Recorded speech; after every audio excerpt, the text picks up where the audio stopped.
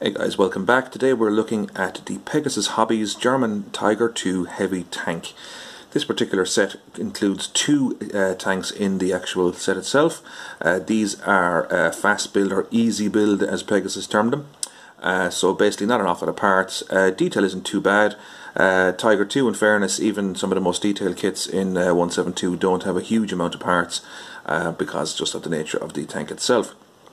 Having said that, it's quite a detailed little piece for what it is. Image on the front of the box there shows two tanks coming up a country lane. You might notice that there is no markings, no decals or decals, whichever way you want to pronounce that, on the tanks themselves, and that is because the set does not come with such.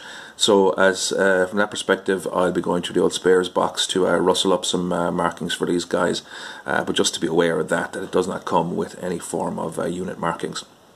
So the box itself, let's have the lid of it here because the base of the box is just blank cardboard and it's containing my few bits and pieces, so I can run through the video for you.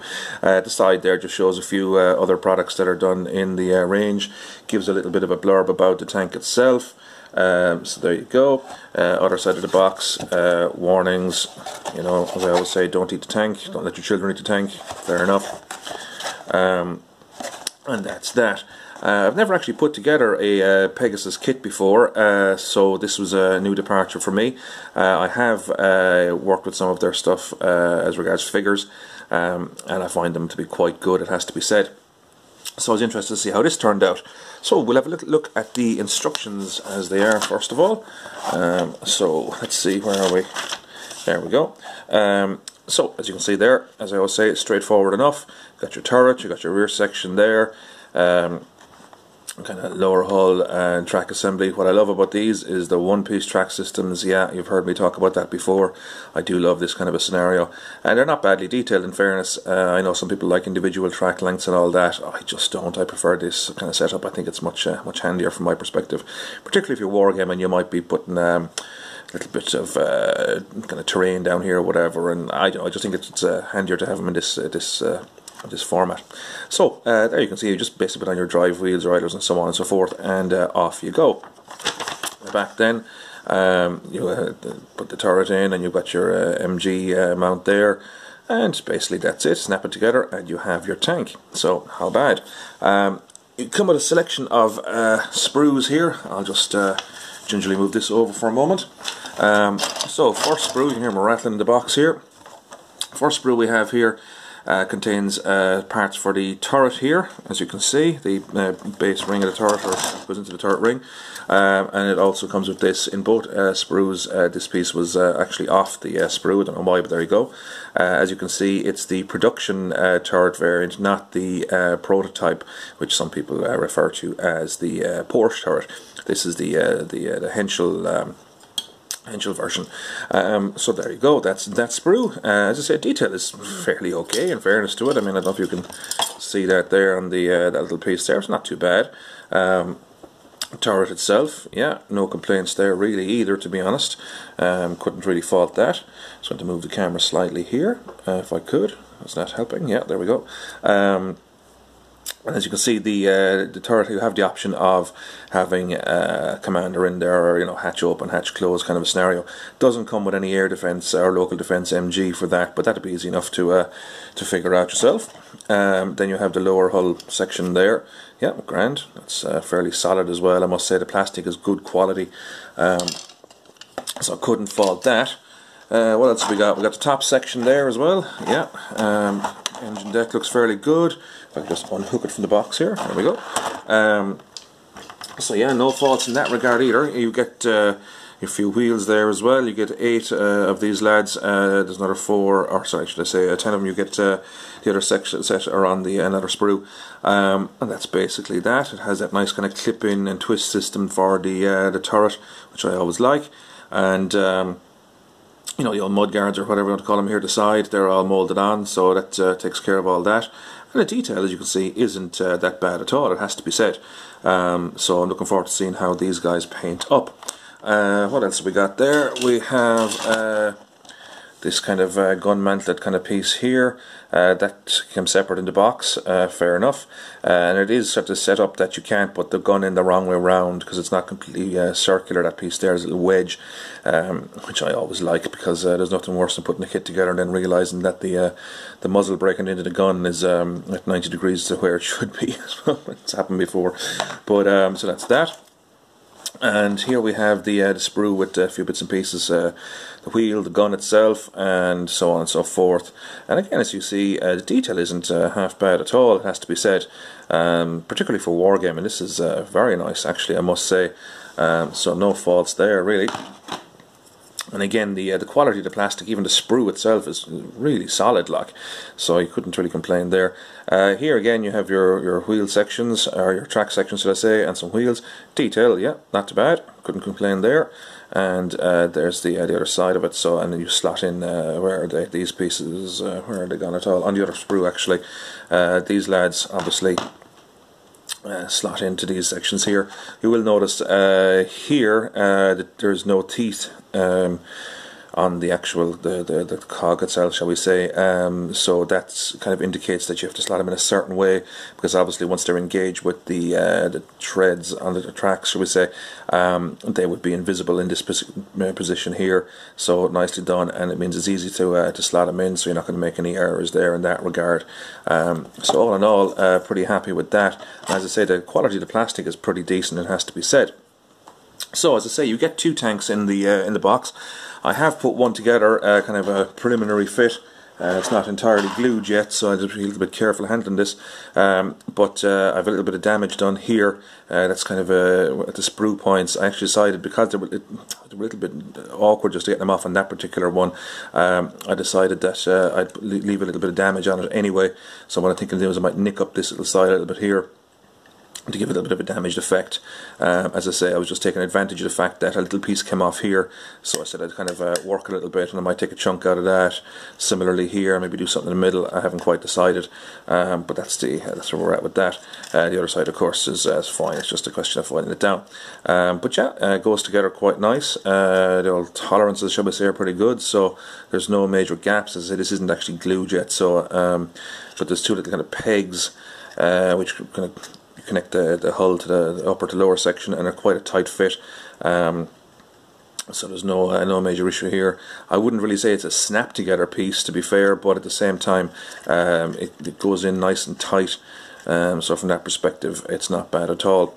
So what I'm going to do is I'm going to get the other one together in the next few minutes. I mean, I put this together just before filming. Took all of, if I said 20 minutes now, I'd be probably exaggerating a little bit. It might have been closer to 15 once you had the pieces cut off, and I just like to lay them out in kind of order and bang, put together, not a bother, straightforward enough. And as I say, this is just a kind of a test fit. As I say, I wouldn't want to pull at this now, it might pop apart, but although it's fairly tight. You have a bit of movement there in the turret here. You don't have any elevation or depression or anything in the barrel section. It's the only thing about that. Not that that's a major issue. As you can see here, I've done it in the closed turret hatch kind of format, and I'll probably do the other one in the same, because I have a couple of commanders poking out of other brand Tiger 2s, so that's probably enough for me at the moment anyway. But yeah, very straightforward, very solid. I mean, I know it's a piece of plastic, but at the same time, you know, there's a bit of substance to it in comparison to some I've handled before, and all in all, pretty good for wargaming, and handy for kit bashing as well. Of course, I mean, you know, you could put more detail into this yourself if you wanted, towing cables and all sorts of bits and pieces, which I may or may not do. So from that perspective, it's a nice little kind of a foundation for any other work you want to do with it. As I say, I'll be tidying this up. So what I'll do is I'll get the other one together, and I'll paint them up to match in with the unit that I'm assembling, and I'll be back in a second with a kind of a finished job, but also as usual a size comparison. So I'll put, you know, this guy down, and you can have a look at the basic, what have I got? I've got the two Revell variants, Fujimi and whatever else, and you can have a look and see how they compare size wise. Because to be fair, I haven't even looked at them myself yet, because they're back in the attic at the moment, so I'll have to get them out and we'll have a look and see how they compare to this guy. So that's it. I'll talk to you in a second, lads. We'll have a quick look at those, so don't go anywhere. I literally will be right back. Talk to you then. Hey guys, so I've returned with the two painted up Tiger 2s by Pegasus in 172. Not too bad. I'm quite happy with them. Just giving my usual rough kind of going over. As I say, these are for wargaming. They're not, as I term, shelf models, which I put a bit more effort into. But as I say, I'm putting together a battalion for rapid fire, so as a result I need about 10 or 12 of these guys. So from that perspective, I'm not doing an awful lot of detailing on them at the moment. I will, however, in the future be adding a few more bits and pieces to those guys, because I have a couple of other sets of Tigers to do. I think it's the Zvezda and maybe the Italeri or SQ1, I can't remember. Well, the Italeri and SQ1 are the same thing anyway, as far as I can see. So yeah, so the accessories will be put on, kind of aftermarket stuff for any bits and pieces I have in the spares box will be put on when I'm doing those as well, because I want to see what I've got and so on. So that's it. So basically the, as I say, they paint up fine. I do it in that kind of stylized kind of made up kind of a camouflage pattern that I've been using for a long time, basically because I had started doing that a few years back based on a Revell colour scheme from, I think it was the 90s or early 2000s, I'd say late 90s, for the Tiger 2, the Henschel variant I think it was. So that's why these guys look like this. Colours used 113, 75 and 63 from the Humbrol range. These are enamels brushed on. As I say, I don't go for an awful lot of detail in this. I don't spray or that kind of thing, and really for wargaming I don't put a huge amount into it, but as you can see, that's basically what it looks like. So the two tanks, I mean, basically they're Tiger 2s. They they do what Tiger 2s do. So from that perspective, I'm quite happy with them. As I say, nice that the Pegasus set comes with two in the box. Detail isn't too bad. We'll have a look in a moment in regards comparison to other brands. As I say, I'm happy enough with them. They go together fairly well. As I said, you could nearly snap them together and not actually glue them, to be honest with you, but obviously they're not sold as a snap together kit, so I tend to glue them in that regard. So I think you can see there's nice little bit of detail on them and such like that. Maybe the kind of dimensions and kind of specifications in that regard might be slightly off here and there, but all in all I'm pretty happy with it. The one thing I did notice though, however, was on this particular one, and I don't know if you can see it there if the camera's picking it up, but just where the machine gun sort of section is here, the kind of rounded piece just wouldn't sit in, even with a bit of filing, so just be careful of that. I kind of had it in and I thought I had it right, and it started to pop back out, and the glue set, and then that was that. But it didn't happen on the other one, so fair enough. But that was that. I elected to put them both in a sort of a closed hatch format, because as you'll see in a minute, I do have two of the Revell ones, which are already in the open turret kind of format, so from that, or open hatch format, so from that perspective I didn't want to have every Tiger I have with a guy popping his head out the old turret. So that's that. So a little bit of size comparison, if I just excuse the noise when I pull my chair over. We'll just remove this one for a moment, because these are both the same size, obviously, and we'll have a look. I'll lift the camera up and you can see how they work out. Might put that one there. I'll explain what these are in a minute. If you've seen my other Tiger 2 videos, which were for the D'Agostini diecast one and the what was that? The kind of Porsche turret or prototype turret Revell one. You'll be familiar with those guys. So basically, here we go. I'll lift the camera up here. I hope this stays stable for you. As you can see there, this is the Pegasus one, and as such it matches in pretty well with the Revell Henschel variant, which is this guy here, with the guy sticking out the top there is, just for as a matter of interest, is a knockoff Airfix Afrika Korps Commander painted in kind of Panzerwaffe kind of colours uniform. This one here is a D'Agostini die-cast one, also manufactured or licensed or whatever it is, packaged by Altea and fairly substantial number of other manufacturers as well.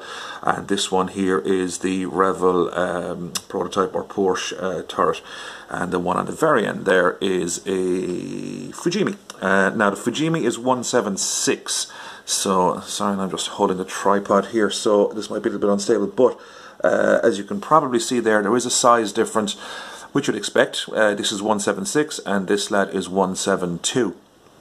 And all these are 172 along here, so the Pegasus one pretty much marries in quite nicely with those. So from that perspective, no problem at all. Height and all the other dimensions pretty much bang on, I think, in comparison. I have read some places that people were kind of saying that some of the dimensions were off on this, but to be honest, I can't really see, certainly to my eye anyway. Although I've only recently got glasses, so maybe I'm missing something that you guys can see there, but to my eye anyway, they look a pretty good match with the Revel ones. And as I say, from my perspective, they're absolutely fine for wargaming. As I say, my kind of poor paint job aside, I think they're a nice little tank, a nice little set, and I really couldn't fault them in that regard. So basically, I'm quite happy with them. If I can just put this down here now rather gingerly. So that's sort of my more or less half my Tiger 2 battalion, as it sort of is measuring up at the moment. So I'll have sort of, well, there's 6 there, there's a few more to go that are in the attic from years ago. As I say, I think there's a Zvezda and an Italeri, and I think there's an Airfix one up there as well, and maybe a Fujimi. So I'll have a look and see, and we'll get on with those in the not too distant future. So that's sort of how my battalion of Tiger 2s is coming out so far anyway, for rapid fire purposes, shall we say. So from that perspective, I'm fairly happy with it. As I say, I'm not the greatest painter or modeler that ever committed a video to YouTube, and I wouldn't ever claim to be. So as I say, there's guys out there, and you're probably one of them, who could, as I say, paint me into a corner. But that's it, guys. That is basically the Pegasus Hobbies German heavy tank, which is a Tiger 2 or Königstiger or Royal Tiger or Tiger B or whatever you want to call it. And as I say, 172, nice little set. As I say, for me, went together in minutes, and has the one-piece track systems, which I absolutely adore. So no faults there from me. So that's it, guys. If you haven't seen my other videos on the Tiger 2s or any other subject, please do have a look at them, and like and subscribe if you haven't already done so. And if you have, many thanks. And we will talk to you again in the next video. So excuse the shaky camera there as I try and reach for the pause button. So see you again, guys. Take care. All the best.